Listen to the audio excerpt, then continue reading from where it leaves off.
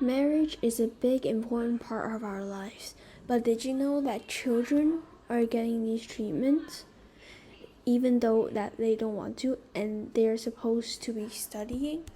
This is basically what child marriage is.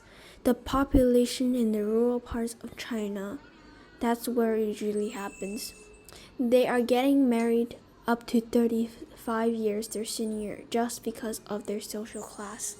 The child because there are some people that are above 18 but still married to some people that are much older than them, won't get a choice as to who they would like to marry, because at that time women have very few opportunities and rights.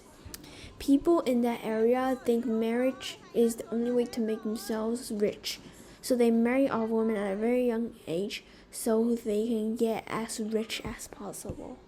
The current situation in China are that there are laws against children getting married below 18, but there aren't any for women above 18. A lot of people in that area are currently realizing the mistake of marrying their young daughters at such a young age, but not all people recognize it, as all in their mind is getting what they traded their daughters for. Does the government support child marriage or know about it? The governments usually only hear about child marriage from unrural parts of China, but there are only some rural parts. They don't really pay attention because there aren't much important things in the area as there are in big cities. With that, no government means no law, and people are free to do whatever they want. Governments in China have certain rules against child marriage, but people in the rural areas think that governments do not pay attention to them, so that they can do whatever the law is forbidden to. There are some reasons why people practice child marriage. For example, gender equality. Women at that time were seen as second-class citizens. They only value girls according to their virginity in that area. They are doing child marriage to protect the girls from losing their virginity or getting pregnant early. And they also do it for social practices. Their beliefs is that when a girl menstruates, she becomes a woman. They plan a marriage as the next step for them to become wife and a mother. And another one of the biggest reasons why child marriage exists, poverty. Nearly 40% of girls in rural areas live in poverty, according to girlsnotbrides.org.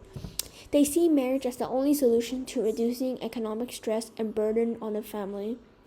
And girls in the area have less education and social, economical, and political status, so they overall must rely on men to make money and provide for the family. Here are some consequences of poverty-driven child marriage. They have less safety and social net, and they have less time to study because they have to do more chores and housework than the boys in the area. Therefore, this will support their belief of girls that are a burden on the family and marry them off. Families with no money and fewer resources in that area are more likely to invest in their son's education than the daughters, because, according to them, girls are only good at doing house chores. They can't trade and communicate freely, and because they are not allowed to be free. They are restricted in that area of society.